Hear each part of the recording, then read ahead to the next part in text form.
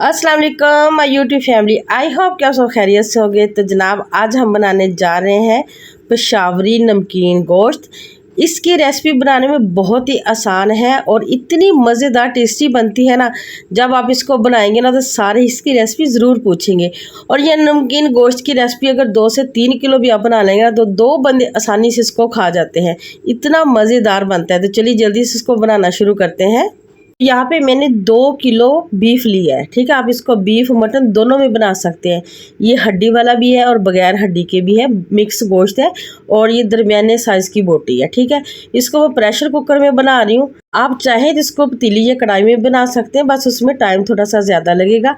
साथ ही इसमें शामिल करेंगे 1 मीडियम साइज़ का प्याज, रफली सा मैंने काट लिया था, ये शामिल करेंगे। और साथ इसमें शामिल करेंगे 1 टेबलस्पून भर के लहसुन अदरक का पेस्ट। ये आपने लाजमी से ऐड करना है। इससे क्या होगा कि हमारे गोश्त के अंदर जो एक्स्ट्रा स्मेल होती है ना मखसूसी, वो ख़त्म हो जाएगी। और 1/2 टेबलस्पून इसमें जाएगा नमक। बस मसालों में हमने और अभी कोई चीज़ ऐड नहीं करनी, सिर्फ नमक जाएगा। और 1 कप भर के यहाँ पे मैं डाल रही हूँ पानी। पानी यहाँ पे हमने सिर्फ 1 कप ही डालना है, क्योंकि गोश्त ने भी पानी छोड़ना है, प्याज़ों ने भी पानी छोड़ना है और इसमें फिर काफ़ी ज़्यादा पानी हो जाता है। इसलिए सिर्फ यहाँ पे हमने 1 कप ही पानी डाला है। और अब इसको एक दफ़ा अच्छे तरीके से मिक्स कर देंगे। अगर आप इसको पतीली या कढ़ाई में बनाते हैं, कुछ लोग क्या करते हैं कि पतीली या हांडी में बनाते हैं ना तो उसके किनारों पे आटा लगा देते हैं। आजकल का जो है फास्ट दौर है, आजकल हर घर में कुकर है, इसलिए ये रेसिपी बहुत आसान हो गई है। अब यहाँ पे हमने ढाँप के इसको पकाना है टोटल 25 मिनट। 5 मिनट हाई आंच पे पकाना है। 5 मिनट बाद यहाँ से स्टीम निकलनी शुरू हो जाएगी ना, उसके बाद हमने आंच को मीडियम टू लो कर देना है। मीडियम टू लो आंच पे इसको पकाएंगे मज़ीद 20 मिनट, ठीक है। 20 मिनट के बाद इसको चेक करेंगे। यहाँ पे 20 मिनट हो चुके हैं, मैंने आंच बंद करके स्टीम रिमूव कर दिया है। तो यहाँ पे चेक करते हैं तो माशाल्लाह से देखें कितना ज़बरदस्त इसका कलर है अभी से, और कितना गोश्त टेंडर हुआ है। और देखिए पानी आप देख सकते हैं ना, मैंने सिर्फ 1 कप पानी डाला था, लेकिन अभी भी इसमें ग्रेवी है, पानी है, ठीक है। तो यहाँ पे गोश्त चेक कर लेते हैं कितना गला हुआ है। तो माशाल्लाह ये देखिए बहुत ही ज़बरदस्त, बहुत अच्छे तरीके से ये देखिए सॉफ्ट हो चुका है, आप देख सकते हैं ना। यहाँ पे हम इसको पकाएंगे 2 से 3 मिनट हाई आंच पे, ताकि जो इसकी ग्रेवी है ना वो ड्राई हो जाए, या इतनी हो जाए जितनी हमें चाहिए। तो यहाँ पे मज़ीद इसको 3 से 4 मिनट के लिए भून लेंगे। तो यहाँ पे मुझे 3 से 4 मिनट हो गया भूनते हुए। ग्रेवी जो है काफ़ी हद तक खुश्क हो चुकी, तो अब इसमें डालेंगे तकरीबन 1/2 कप ऑयल, ठीक है।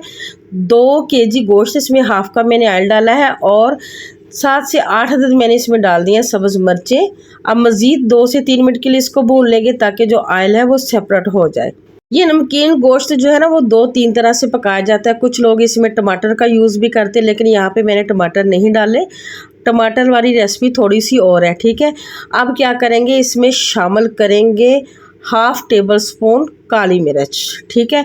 ये हमारे हाजमे के लिए बहुत अच्छी होती है, इससे डाइजेशन नहीं होती, इसलिए मैं तो लाजमी से डालती हूँ। अगर आप नहीं पसंद करते तो सिर्फ नमक ही डाल दें, काली मिर्च को आप स्किप कर दें। अब 1 मिनट के लिए मज़ीद इसको भून लेंगे। तो व्यूअर्स, अगर इस टाइम पे आके आपको मेरी ये रेसिपी अच्छी लगी हो तो लाइक शेयर ज़रूर कीजिएगा। चैनल पे नहीं है तो चैनल को तो आपने लाजमी से सब्सक्राइब करना है। तो यहाँ पे आप देख सकते हैं माशाल्लाह से बहुत ही ज़बरदस्त जो है हमारा नमकीन गोश्त बन के तैयार हो चुका है। डिश आउट करके दिखाती हूँ इसकी फाइनल लुक। और ये बनाने में जितना आसान है ना, खाने में इससे कई गुना मज़ेदार होता है।